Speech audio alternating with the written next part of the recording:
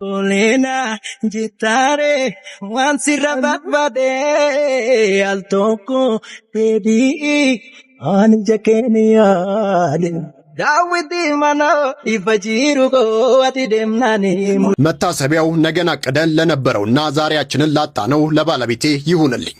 በዚህ ሰዓት ድምጻዊ አንዷለም ጎሳን አስመልክቶ አዲስ መረጃ ተሰምቷል። የቀነኒን ጉዳይ ሶሻል ሚዲያ ላይ የያዛችሁ ሰዎች ተፈጸመባትን የግድያ ወንጀል እየተቃወማችሁ ያላችሁ ሰዎች ይሄ ዘፈን ሲወጣ እሱ ወንድ ሆነው አይደለም እኛ ወንድ ሳንሆን ቀርተን አይደለም አካውንት አስለቀቅና ያለ ራሳቸው እየገቡ ነው ማለት ስድስቱ ገብቷል። ስድስቱ እግዚአብሔር እኮ ኮንሰፕት ነው ላይክ ሌላ ነገር እኮ የለውም። አሁን አንተ ታምነዋለህ እንጂ የሆነ ቡክ ውስጥ ስፓይደርማን መኖሩን ታምናለህ?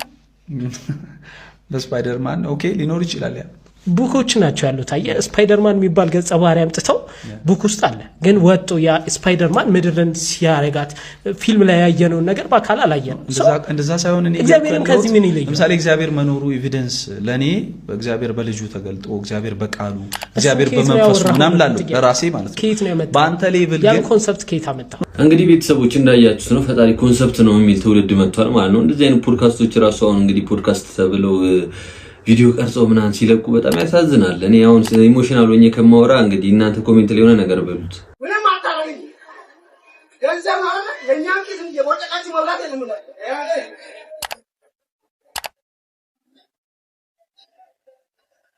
ሰንተ ቆራሃ ይወላ ነው እንዳለ ጫካ ብቻ ነው እንደው ደግሞ ኑሮ እንዲመጣ አንታችሁ ታው ዋጣ ተማና እኔ ሌላ ሀገር ነው የምሄደው ይሄ የለም እየነገርኩ ነው።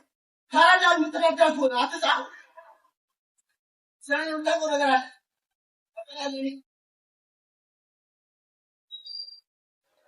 አጣጣባ ከምታገባ ኮይበራ ሌላ ሀገር የሚያገለግሉ የለም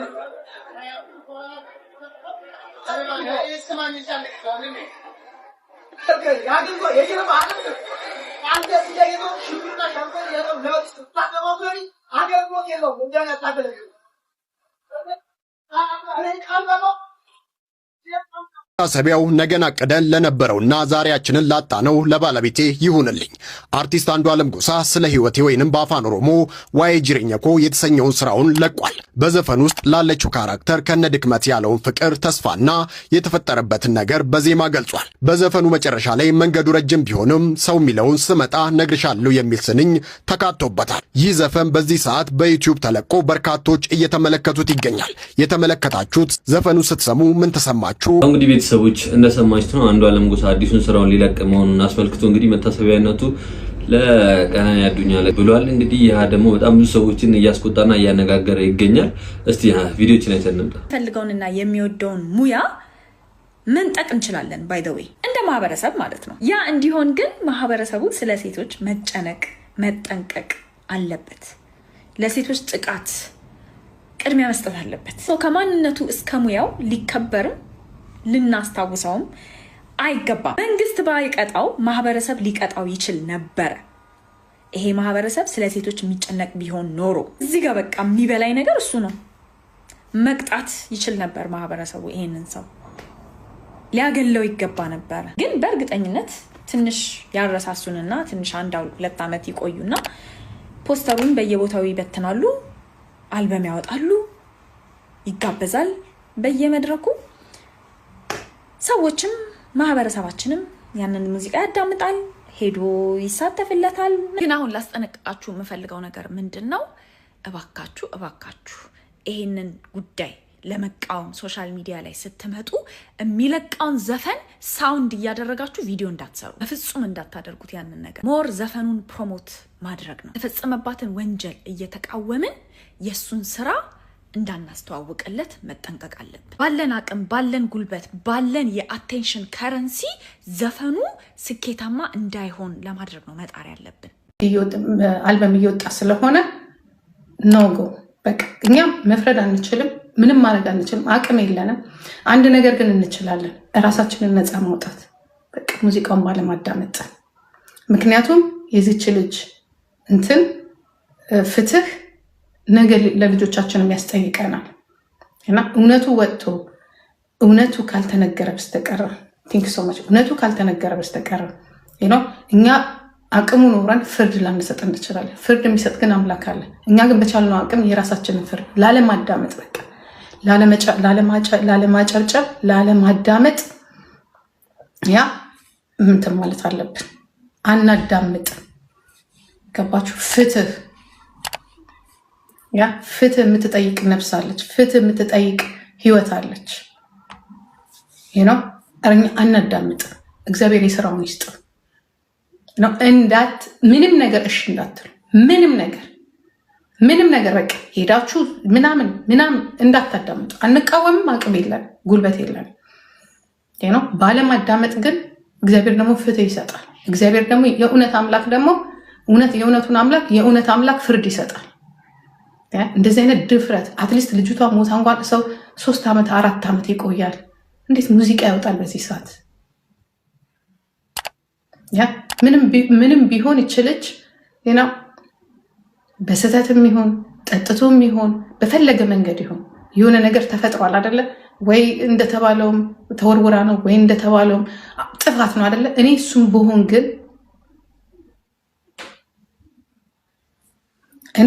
ብሆን ግን አትሊስት ምን አደርጋለሁ መሰላችሁ? እኔ እሱም ብሆን ማለት ነው አትሊስት ለምን ገደል አይገባም? አትሊስት ጥፋት እንኳን ቢሆን 3-4 ዓመት ከሙዚቃው ዓለም ራሴን አግዳለሁ።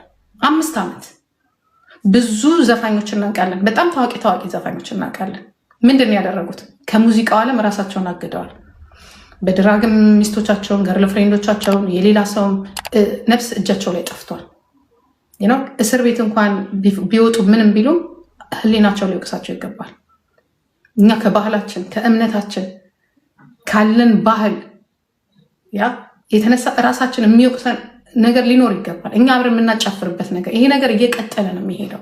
ነገራቸው ታዋቂ የሆኑ ሰዎች፣ አቅም ያላቸው ሰዎች በማንኛውም መልኩ እኔ ያጠፋታል እያልኩኝ አይደለም፣ ወይ ፈልጎ አጥፋት እያልኩኝ አይደለም። ስህተት ተፈጥሯል፣ የሆነ ስህተት ተፈጥሯል።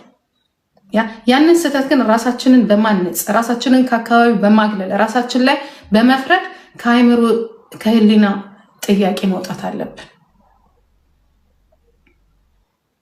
ኦኬ፣ ከአይምሮ ጥያቄ መውጣት አለብን። ዛትስ ዋይ ጋይስ አንድ ነገር ነግራችኋለሁ።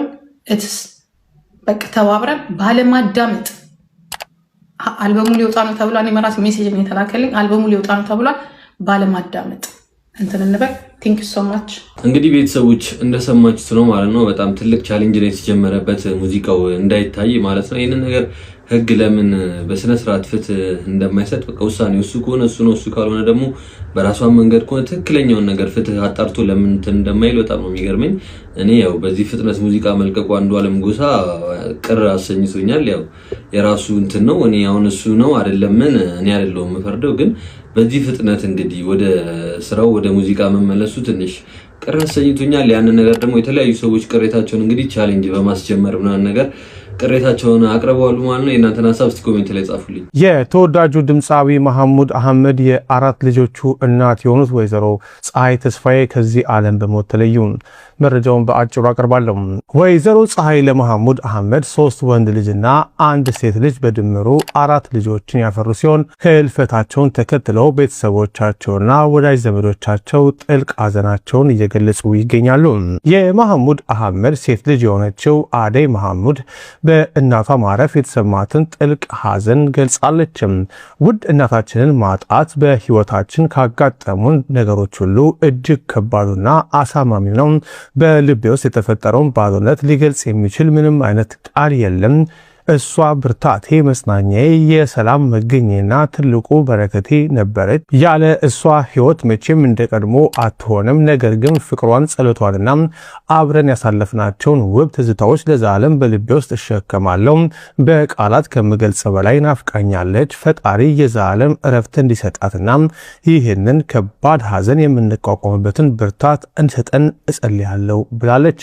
ለአንጋፋው ድምፃዊ መሐሙድ አህመድ፣ ለልጆቻቸው፣ ለመላው ለመላው ቤተሰቦቻቸው እንዲሁም ለወዳጅ ዘመዶቻቸው ዘሀበሻ መጽናናትን ይመኛል። ነፍስ ምናልባት ግን ቻሌንጁን ሲያሸንፍ ከነበረው ቃል ያጎዳድሎት ከሆነ እሱም መጠየቅ ይችላል። ግን ከዛ ውጪ ቀድሞ አይቶ ምናምን ስለሆነ የተወዳደረው ከዛ በኋላ ሲያሸንፍ ጠብቆ ይሄን ነገር መጠየቅ አግባብ ነው ብዬ አላስብም። ጓደኛዬ ለሁለት ቀን ባላናግራት ምን አርጋ እንደጠበቀችኝ ታውቃላችሁ? አራት ፍቅረኛ ይዛ። አራት ፍቅረኛ መያዙ አይደለም የሚያስደነግጣችሁ፣ አንደኛው ሽምግልና ልኳል፣ አንደኛው ደግሞ ፍቅረኛዋ ኬተሪንግ ነው የሚሰራው፣ ሁለተኛው ደግሞ ዲኮር ነው የሚሰራው። ሁለቱንም በነፃ ነው ለሽምግልናው የምታሰራቸው። ከዛ ደግሞ አራተኛው መጨረሻ አልኳችሁ ደግሞ ውጭ ሀገር ነው የሚኖረው።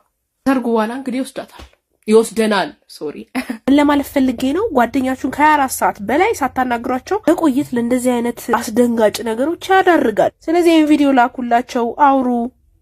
አይታወቅም ነው ሰዎች ጤነኛ አይደሉም። ታውቁን የምትፈልገው በወንዶች መከበቡን የምትፈልግ ሴት ማለት ናት። የትኛው ክለብ ላይ ነው ሴት ልጅ 2-3 ሆና ተቀምጣ ወንዱ አርፎ የሚቀመጠው? ገባሽ? እኛ አሁን ለምሳሌ ወንድ ልጅ እኮ ማን ነው የሆነ ነገር ሲከለክልሽ ከራሱን ፐርስፔክቲቭ አንፃር ስለሚያየው እኮ ነው። ይሄ እኮ መከልከል አለ መከልከል እኮ አይደል፣ ጭራሽ ሪሌሽንሺፑ ላይ እኮ ሳይደረስ ነው እኮ ማለት ሳይደረስ ገና የሆነሽ ልጅ ተመቻቻችሁ ማለት ነው። በቃ አትሆንም። ሴት ልጅ ክለብ የምታበዛ ኤቭሪዴይ አሁን እንደዚህ የወፈረች ምናምን የምትገባ አይነት ሴት ከሆነች ነገርኩሽ፣ ራሷን አጋልጣ የሰጠች ሴት ማለት ናት እሷ። ምንም ተፈጠረ አልተፈጠረ አይደለም። ለምን ይሞከርብሻል? እሺ አሁን ሁሌ ክለብ ውጪ ምንም ሳታረጊ ሳትጋደሚ ግቢ ወደ ቤት። ግን ለምን ራስሽን ታጋልጫለሽ? ምን ማለት ፖይንት እኮ እሱ ነው። በቃ ለምን ይሞከርብሻል? እኔ ወንድ ነኝ፣ አንቺ ቁጭ ብለሻል አይደለ? ምንም ላታረጊ ትችያለሽ። ግን ለምን ይሞክራል? ለምን መሞከሪያ ትሆኛለሽ? ገባሽ? ስለዚህ ሴት ልጅ ክለብ ውስጥ ክለብ የምታበዛ ከሆነ አንደኛ ይኸውልሽ ሎጂካል ሆነን የምናየው ከሆነ ክለብ የምታበዛ ከሆነ ዛሬ አንድ ክለብ ላይ አንድ ናይት አሳልፈሽ ስትገቢ ወደ ቤት ስንት ብር ነው አውጥተሽ የምትሄጂው? ያንን ነገር 15000 20000 ልከፊት ትችያለሽ፣ 10000 ልከፊት ትችያለሽ ዛሬ በቀላሉ ማለት ነው። ገባሽ? ያንን ነገር ተደጋጋሚ የምታረግ ሴት ከሆነች ያቺ ሴት በራሷ ገንዘብ የማረክ ፕሮባቢሊቲዋ በጣም ይቀንሳል። የሆነ ከቨር የሚያረክ ሰው አለ ማለት ነው። ብዙ ጊዜ ራሳቸውን በጣም የቻሉ ሴቶች ብዙ ናቸው። ምን ሆነ ነው አሁን ላይ ካበዛች እንዴት አይደለም እሷ ወንዱም አይችሉም እናቴ እንዴ ምን ሆነሽ ነው? እና አሁን ለዛ ስለዚህ ይኸውልሽ የሆነ ከቨር የሚያረግ ወንድ ኖሮ እንደ ጓደኛም ይሁን እንደምንም ይሁን ምናምን ነገር ያንን ገንዘብ ከቨር እያደረገ ምናምን ከሆነ ነገ ሊያጋድምሽ ነው የሚፈልገው። ምንም ይሄ ኦብቪየስ ነገር ነው። ገብቶሻል? ስለዚህ ለምን ይሞከርብሻል ነው እኔ ፖይንት። እሺ አትጋደሚ፣ ሳትነኪ ግቢ ምናምን ነገር ግን ይሞከራል። ይኸውልሽ ወንድ ልጅ ሲወጣ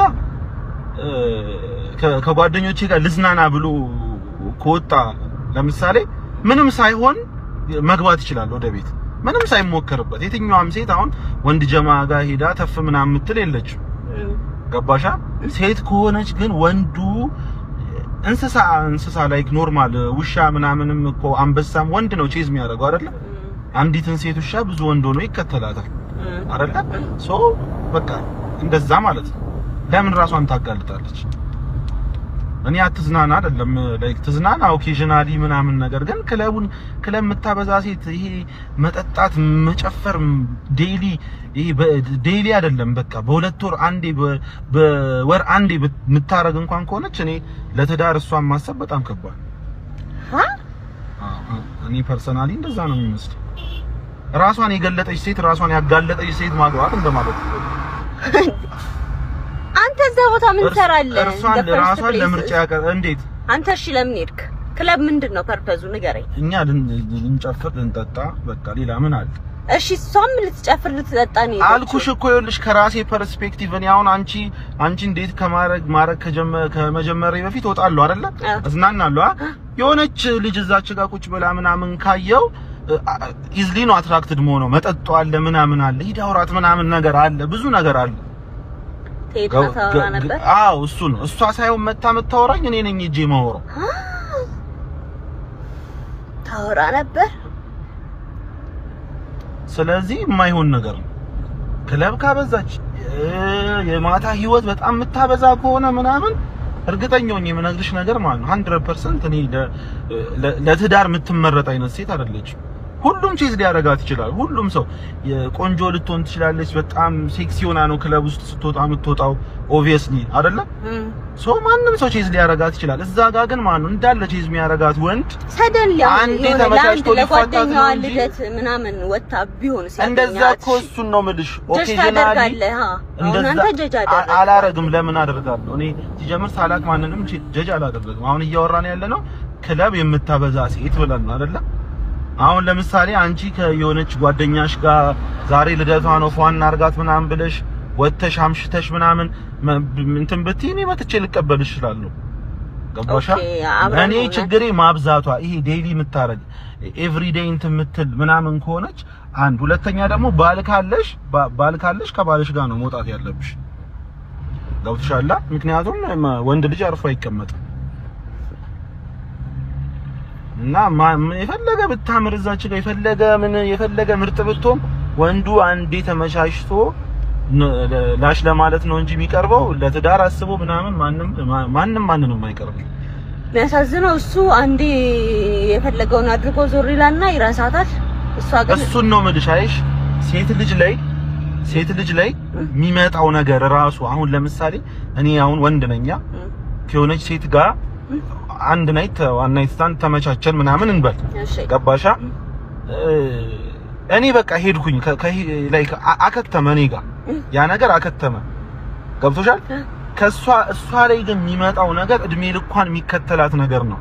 ኢቭን አሁን ለምሳሌ if she gets pregnant ከዛ ደግሞ አቦርሽን ቢፈጠር ፔን ነው፣ የዘላለም ፔን ነው እሷ ላይ የሚቀመጠው። ገባሻ? ወንድ ግን በቃ እዛ የሆነ ነገር ተፈጠረ ላሻለ አለቀ፣ በቃ እዛች አከተመ። አንድ ሴት ልጅ እንሸክላ ናት። በቃ አንዴ ከተሰበረች መጠገኛዋ ከባድ ነው። እኛ ምናምናችን ይሰበራል። ድሮ እኛን ስታስጠነቀቀን ሁላችንም ሴት ስለሆነ ነው ስለኝ ፈራይ። ክለብ ደግሞ ሴት ልጅ ደግሞ ማያምርባት ይሄ ማይፈቀድላት ነገር ክለብ ብቻ አይደለም፣ ብዙ ነገር ለወንድ ኖርማል ይሄ ሶሳይቲ ነው። አሁን እናንተ ላይክ ሶሳይቲው ጋር በጣም መጋፋት ምናምን ነገር ፋይት ማድረግ ትፈልጋላችሁ፣ ግን አይቻልም። ገባሻ? ልክ እንደ ኖርማል ነገር ነው። እሱን ነው የምልሽ። በጨለማ ሱቅ አትላኪም አይደል አንቺ? ወንድም እያለ ቤት ውስጥ ወንድ እያለ ዛት ሴት በቃ እናንተ ላይ የሚመጣባችሁ የሚደርስባችሁ ነገር ከባድ እንደሆነ ስለሚታወቅ ነው። ሌላ ነገር አይደለም። ሙዚቃ ምናምን ሲጨመር ደግሞ